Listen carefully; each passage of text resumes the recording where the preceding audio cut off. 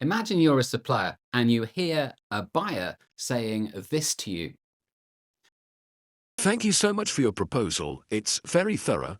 While it's not quite what we're looking for at the moment, we'll certainly keep it in mind for the future.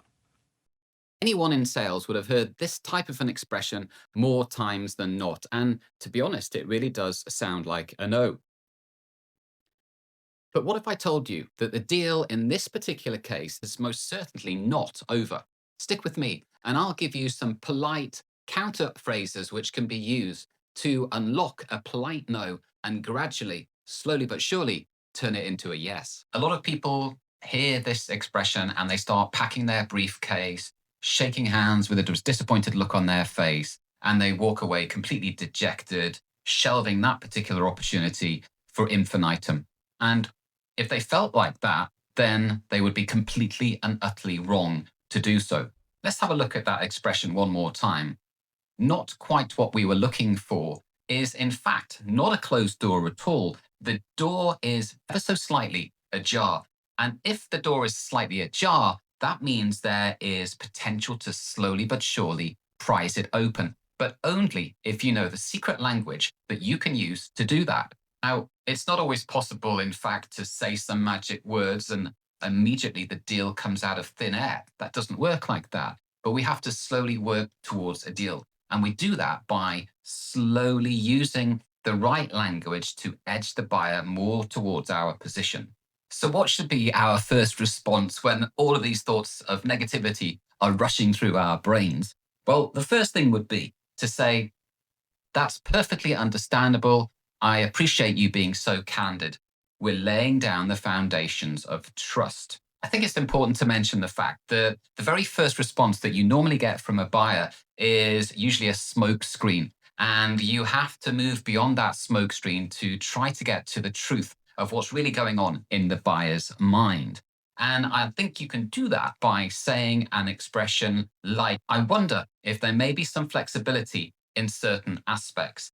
Now, one of the problems is when a buyer is undecided or is uncertain, you mustn't try to interrogate. And when you use a phrase like, I wonder, you are literally showing the buyer that you are thinking out loud. They are more than likely going to give you some further information about the real reason behind the fact that they're not ready to commit at the moment. So, for example, more often than not, it will be something to do with price or delivery or something to do with quality or some other aspect which you haven't first thought about. And just like that, you move from not knowing precisely what the problem is to having a much clearer idea.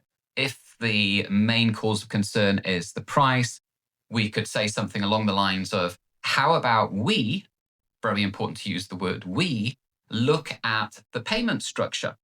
So we're immediately trying to frame things in a collaborative way, which involves the buyer in the solution. We now have to try to move to some form of compromise. And we do that by making an offer. And our best friend here is the word might. So we want to let the buyer know that we would be willing to make some form of compromise, but we don't want to just cave in immediately. We don't want to give them the impression that we're literally going to give away our life savings. We could say something along the lines of, we might have some wiggle room if you are able to commit to a longer term contract, for example. One of the things about sales is the feeling of reciprocity. And by that, I mean that if you do a good turn towards somebody, they will feel honor bound to do the same to you. So if you're seen to be offering something, then the buyer will feel that they need to offer something back to you. Now, that's not always the case, but in the majority of cases, that works.